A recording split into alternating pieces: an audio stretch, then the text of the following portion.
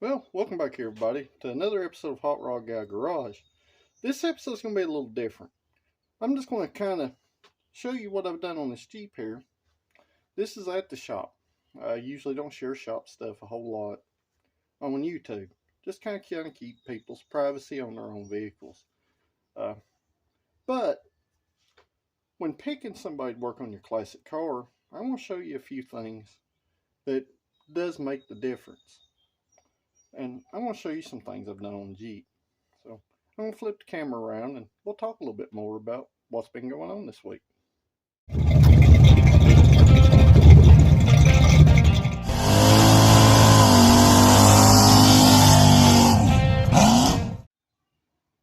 And alright guys, as you can see the floor is like mega dirty. I've cleaned this thing up like 35 times. And you go over here in my arms, they're pretty dirty too. And this kind of goes along with working on old stuff and especially working on Jeep stuff. So basically, this old Jeep here, it's a 79 CJ7. It's a 304 automatic Jeep with the Quadra-Trek. Not very desirable stuff. But basically, before I even started this job, I spent about 6 hours under here. Washing mud out of frame rails, out of floorboards, blowing stuff out, all the stuff that nobody really does before they take a car to a shop or when they perform repairs. When shopping around, guys, for somebody working on your classic car, make sure that when they touch something, they clean it up for you. That is something that I have done over the years, even before I started doing my own thing. Take some pride in your stuff, even if you don't go all the way. It's kind of like this rear end housing. As you can see, it's kind of painted here. I put brakes on this thing. I put drums and wheel cylinders and shoes. Service differential, shocks and all. Basically, if I didn't have enough paint to paint something, I just painted where stuff touched together. That's going to prevent rust. Any kind of preventative stuff you can do, guys, makes your job look way better. Just like this differential, I've had to cover off of it. You can't tell I've had to cover off of it. But it looks a lot better than, say, the gas tank shield there. Pretty much the same way with leaf springs. I put leaf springs on it, so I wire brushed back half the frame. I didn't spend a whole lot of time because this Jeep right here is going to go back into some trail riding. But I did clean up everything reasonably here. Same around the shocks. And, I put a muffler and stuff on it, muffler and tailpipe. Here, I did clean that stuff up as well. But the big thing, it's like a skid plate, and I just painted it so it's a little splotchy looking. But I had it off, so I wire brushed where it mounts, and I scraped all the grease and mud out of the top of it and off the bottom of it, and I sprayed a little paint on it for the guy. Kind of the same way with transfer case up here. It is very muddy and greasy. I scraped what I could off. I brake cleared the rest of it, and this is kind of what we end up with. But I did go ahead, and it's good practice. Anytime you work on something old, go ahead and hit all your grease fittings and all that good stuff. But, I also had transmission pan off of it. I just went ahead and cleaned it up and painted it too. I mean, it's just the little differences, guys, that make the big difference. Especially dealing with something old or a classic car. This isn't a restoration. This is a repair. So basically, I've done the front differential too. I've done the same thing. I wire brushed the axle where it was kind of crusty because I had all that stuff loose and off. Cleaned up and painted it. A $10 can of spray paint goes a long ways, guys. Especially preventing rust. And as you can see, I put some new steering linkages, the drag link and the tow bar. And I did add a steering stabilizer to it. And the front springs and shocks. And, some steering box spray stuff that the customer supplied. I added that stuff. Basically, at this point, I'm pretty much finished up with the bottom of it. I've still got to change oil in it. I've got quite a bit of stuff to do this little Jeep because it has sat a very, very long time. So I'm going to jump off here for right now, and I'll be back here in just a little while, and I'll show you kind of what I'm doing to the top side of here. And alright guys, I'm back. I have not let the Jeep down yet because I still got to drain oil and stuff. And I think I'm going to go ahead and put the fuel pump on it while it's up there in there. Anytime that you're trying to save something that's set for a long time, and also sorry I'm dirty because I am here in the shop working. Anytime you're trying to save something that's set a long time, you need to make sure to go ahead and service all your fluids, uh, especially your differentials.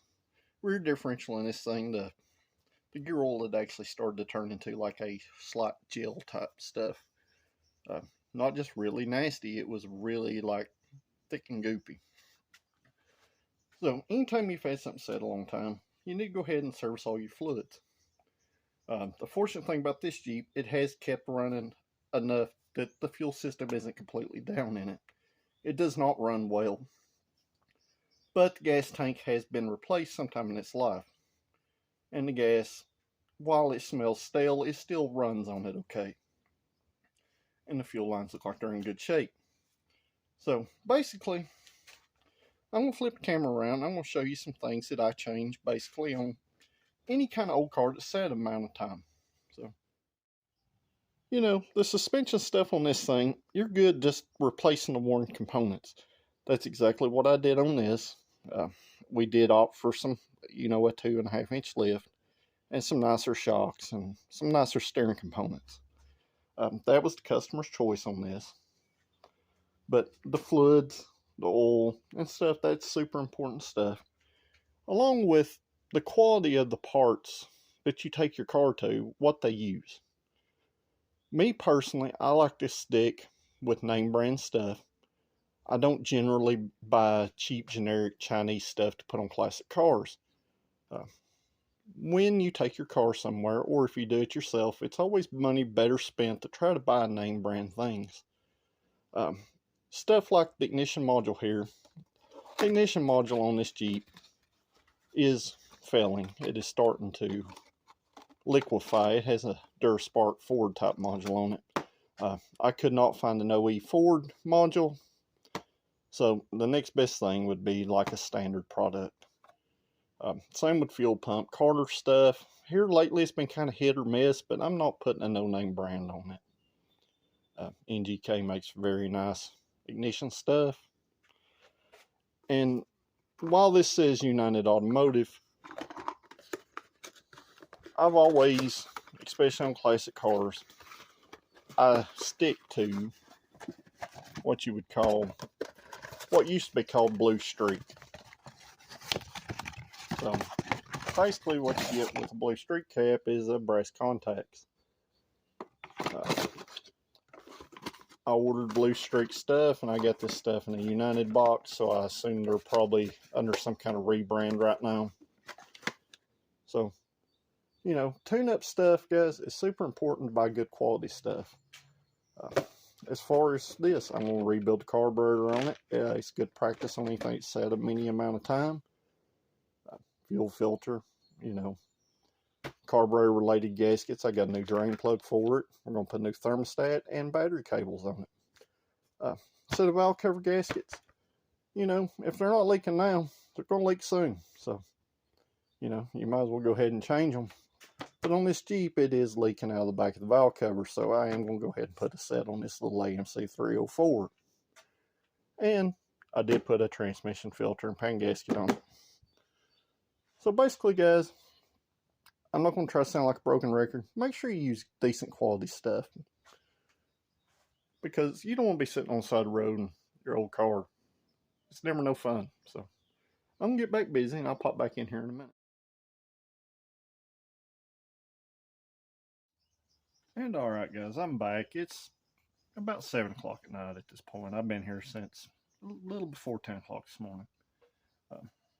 Basically, when you take your old car somewhere to get worked on, just make sure that somebody cares about your car as much as their own.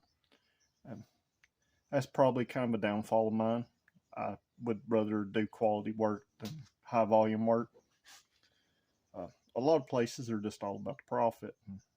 I'm more about the quality of what I put out. But speaking of ignition module from the last clip there, this is what the backside of the one on the Jeep looked like. And it was the factory, Motorcraft module.